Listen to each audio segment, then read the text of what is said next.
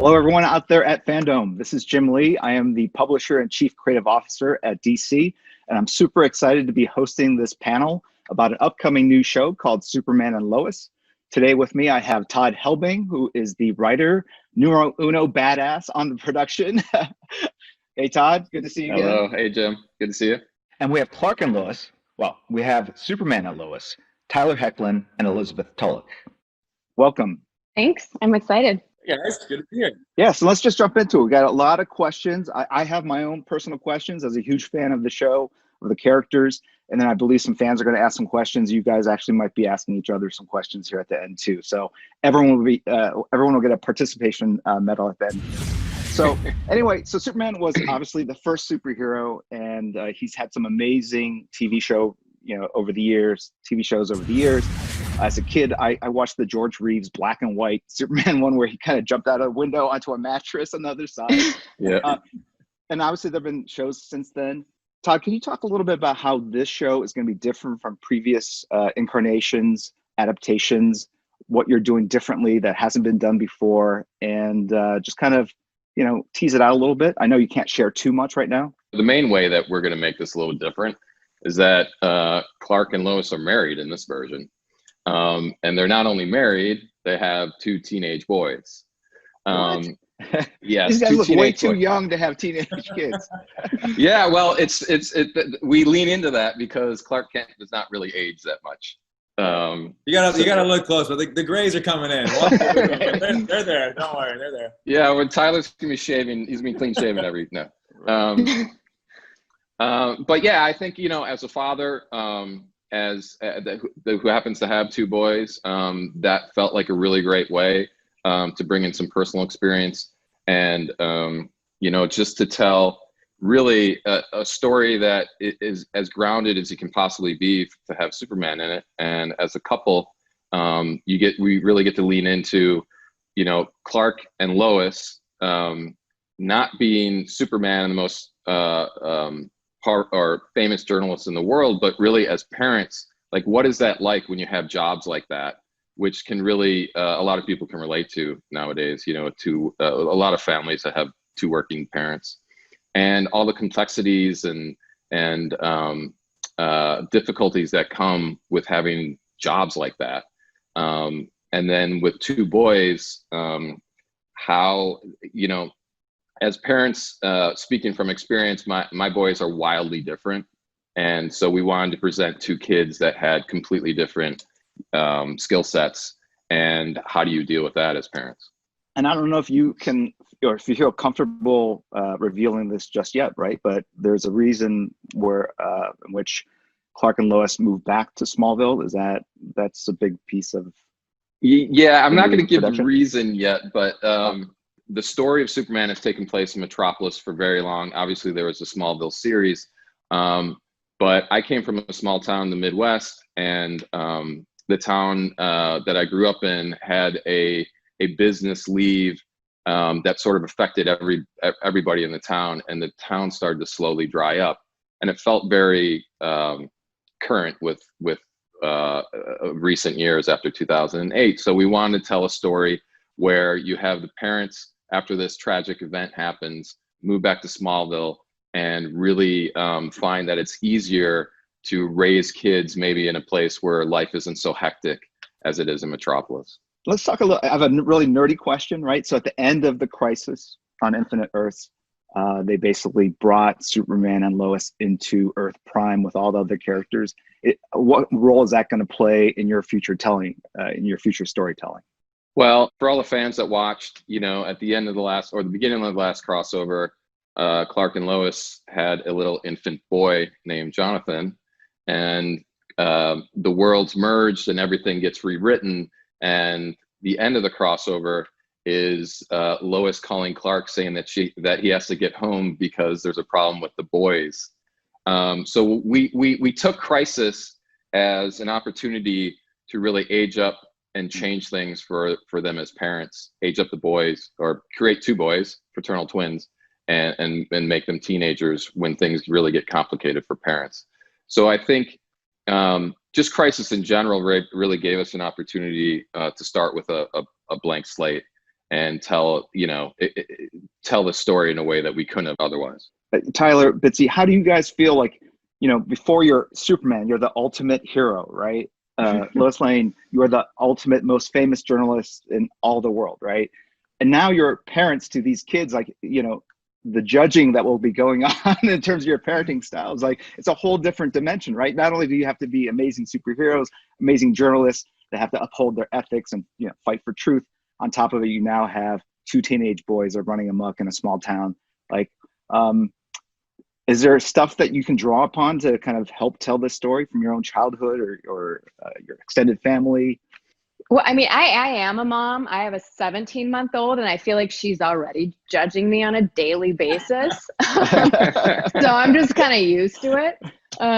She's a big fan of my husband right now in particular. She's definitely a daddy's girl. But I do think that it's one of the things, especially about Lois, is that she doesn't really compromise her sense of self or her goals. And so I think one thing that I think she butts up against, and obviously Superman does too, is being really dedicated to our careers and our jobs, because we're doing this for good and we believe in what we're doing. And Lois wants to change the world with words, and Superman does it with his power. But also, how much is that alienating and our kids, and how good can you really be at your job if you have two teenage boys who are hormonal and who each have very disparate needs? So I think that's part of what, for me anyway, was really compelling and was so exciting when I found out that it was going to be older kids, like teenagers, because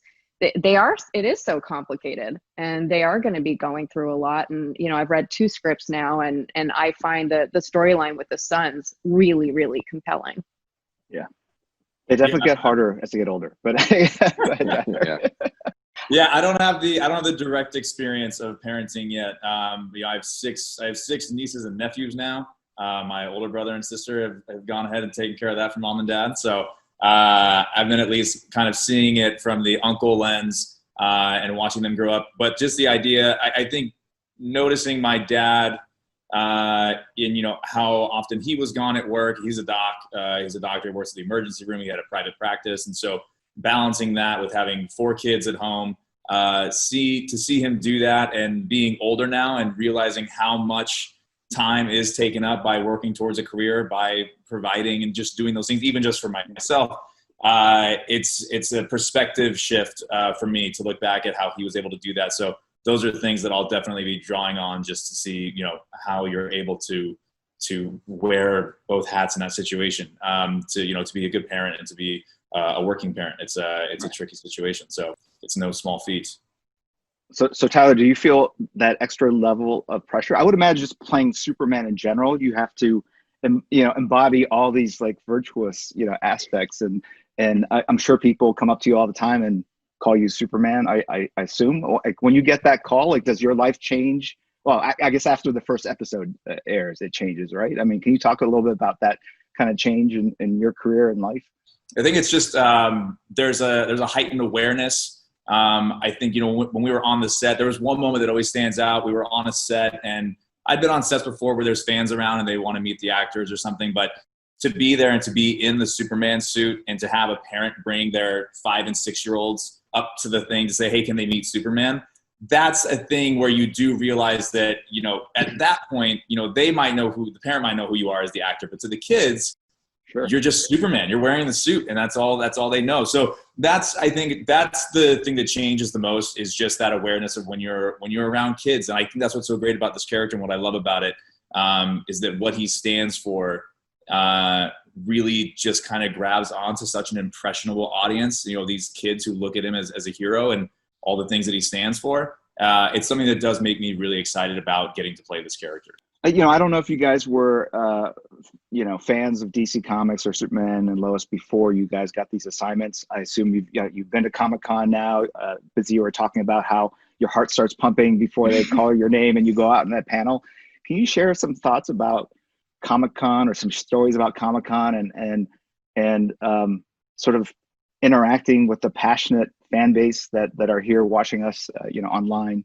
I remember the first time we did Comic-Con for Grimm, because Grimm premiered in the fall of 2011. They showed the whole pilot, and because it hadn't aired yet, people kind of didn't know who we were for the most part. So that was my favorite year because we were able to kind of walk around and interact with people. I always enjoyed it. It was a very long day, but I remember my favorite time was the first time we went, when we were actually like able to kind of get into it with people. Yeah, it's just a different experience. I think when you meet somebody who's a fan of a different show, it's a completely different experience than when someone comes up that's a fan of Superman. And I think a lot of that has to do with the legacy of it as well. You know, it goes back so far, and there's been so many people to do it. It's this long-standing tradition of this character and what he means. You know, it might mean one thing to the 5-year-old you're meeting, but to their dad or to their mom, who also knew the character when they were 5 and is still a fan, it's such a wide range of impressions that have been made over the decades that it's just it's a different kind of experience. Right. I would think Superman feels particularly conflicted because obviously he has the responsibilities to his family, the woman he loves, the children he's trying to raise, but he belongs to the world, right? He's the world's champion, and that demand and need for that type of character in the world takes him away from his family, right? So he's got to be extremely conflicted in his personal responsibilities to his family, and then this other responsibility to really kind of help lead the world to a better place, right? I feel like there's an interesting thing going on, and it's not like it's a brand new situation, but just over the years, it's been this thing where what we do in our professional lives and our work lives does require so much more. And I think that that's something about Superman, is that there is so much needed of him. It's when do you turn it off? When is it okay to turn it off? When is enough? Because you do have other things in your life that might be in a different way. It's not as macro, it might be more micro. Doesn't make it any less important. These are the people that count on you for something that only you can fulfill within that structure of a family. So it's one of the things I'm most excited about diving into in this show is, as a parent, how do you balance that need of something that you have spent your young adult years and the rest of your adult life before you were a parent putting all your effort into? How do you know how and when to scale that back to put that time into the family? And so it's a unique challenge that I'm sure everybody faces going through that. So I'm excited at least to tap into that part of it.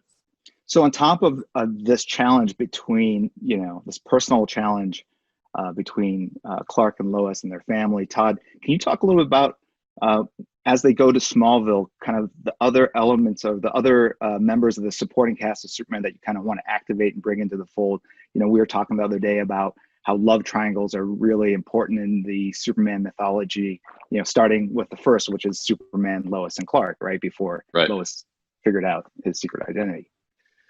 Yeah, well, I think it's fun to when they go back that Lana Lang is there. Lana was Clark's first love, and I think it's an interesting dynamic as an adult how you deal with that relationship. It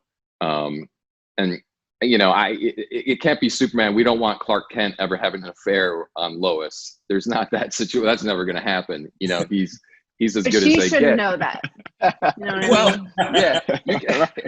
It's also like we don't want like Lois and Lana brawling in the but that dynamic as an adult is really interesting to us.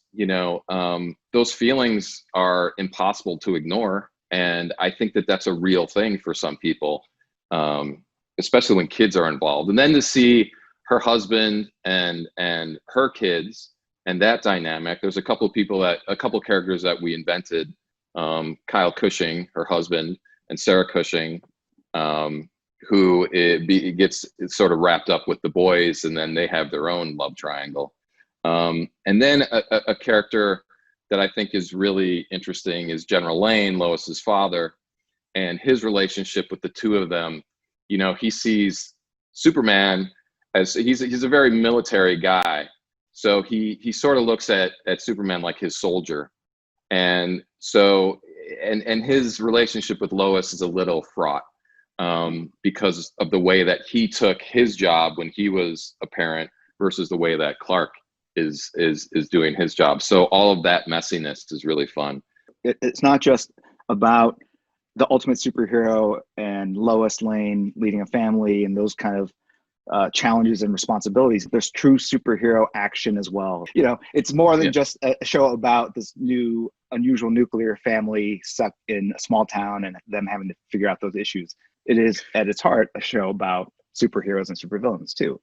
Yeah, so I think, look, there's a lot of set pieces, there's a lot of heroics, but to us, what's just as interesting is when Superman goes out and saves the day, or he's fighting a villain, or he's stopping a nuclear reactor from exploding.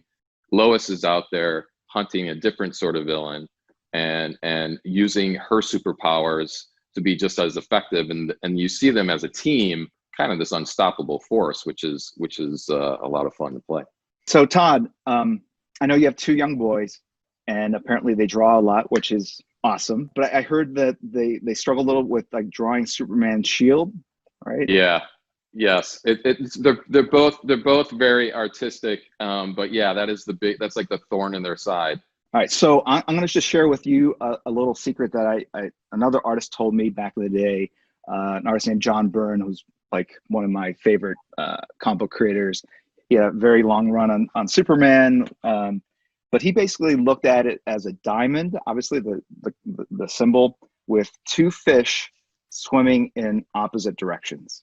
So you're drawing the negative space rather than the S. If you try to draw the S, it's really challenging. But if you just draw the 2 fish, the S miraculously appears. So I'm going to see if I can do that here. Awesome. So wait, we're going to do it, right? Are we all doing it? You guys awesome. Yeah, awesome. absolutely. Yeah. Oh, all right. I got my kids' crayons. Yeah, this is fantastic. A draw line. All right. Now, right. now the pressure's on. I got to. Yeah. Let's see, Tyler. You guys have to come through for me here. All right. All right. Right. You have paper too? Yeah, we got something there. Oh, fantastic. All right. I've got my board here. All right. So actually the hardest part now, it will probably be to draw the diamond, right? So do that. So you draw the diamond first.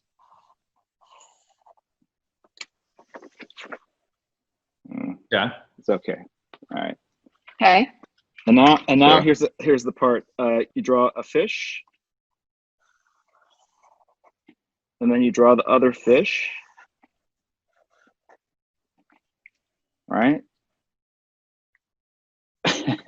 Okay. So, and then right above that fin, you draw like a little diamond shape there. Oh my God, mine's so bad. And another little diamond underneath either. that bottom fish. Okay. Is that it? Is that the thing? So this is the starting point. Obviously, it's not quite the S symbol, but what it gets you to is a point where you go, okay, now I can see that S, right? And so if I'm doing this in pencil, you come all the way down here and you just basically hook it up like that, right? And then this S, it actually goes like this, right? I should have brought an eraser. Like a better eraser. I'm drawing with a Sharpie. So I'm just going to fill this in so you can kind of see the S kind of appear. They actually look more like whales than fish. This top one looks more like a whale. That look pretty close. Oh, and then another little line goes up here. Okay. There. Okay, hang on. Almost there. I'm so curious to see what you guys have drawn. It really helps mentally to think about the negative shapes rather than the S that you're drawing itself. This is embarrassing.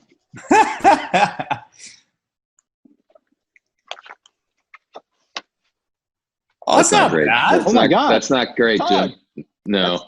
That's fantastic. I think I was off to like a real hot start, and then the bottom fish got me.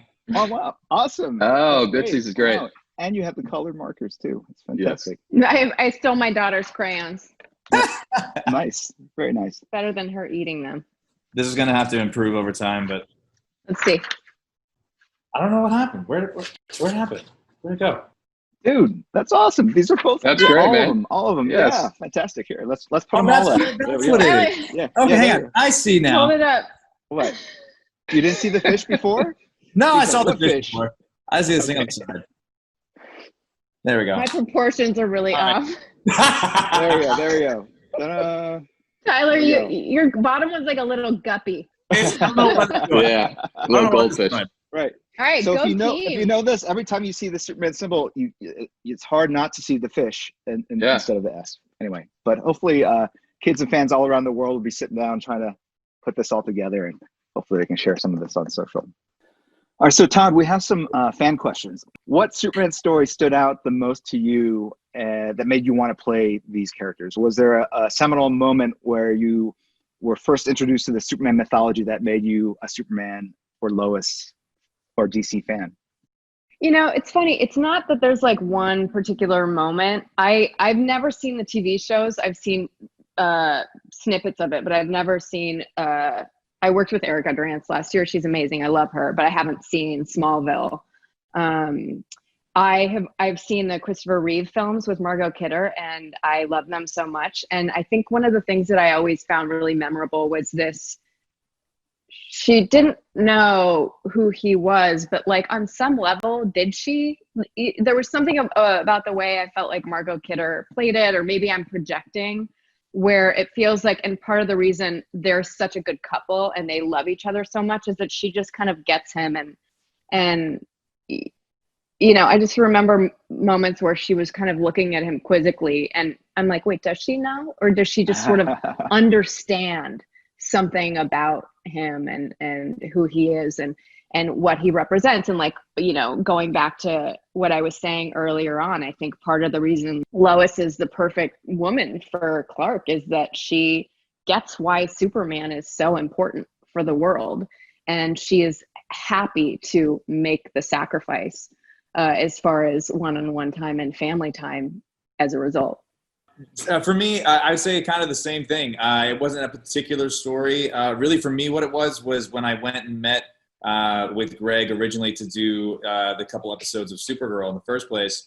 You know, I sat and watched the first season of Supergirl, and I think it hit me at the right time in life. And I think there was an environment at the time that felt like we needed a little bit of hope. We needed a little bit of optimism. And I feel like I had also just kind of been coming out of a cynical phase of life. I went through those years and tried seeing the world through that lens, and I didn't enjoy it very much. So for me, it was just kind of seeing that show and seeing that, I think I felt as if it was a chance for me to jump into something hopeful and optimistic. I think what also goes along with the reality of the situation of where we are today is that you do need hope that we will get to the other side of it and that we will find a way through it. So kind of credit that to that first season of Supergirl, watching those guys. All right, guys, a couple of fan questions. Start first with, who are the Superman and Lois in your own lives? And how do your Superman and Lois influence your portrayal of your respected characters in this universe? I would say just, you know, for what influences me playing Lois Lane, especially playing Lois Lane right now at a moment in history where the profession of journalism is a little bit under siege, is just every journalist ever who is busting their butt right now and coming under heavy fire from both sides and a lot of media scrutiny and everything. And the fact that they're still showing up and doing their jobs. Yeah, I second that with you. I think anyone who strives to tell the truth in the face of whatever consequences that holds, I think those are some of the most incredible, respectable people, and I think Lois falls in that category. For me, anyone can be Superman. I think what makes Superman to me in my eyes is there's someone who, without fail, chooses to do the right thing and all the good that they can do.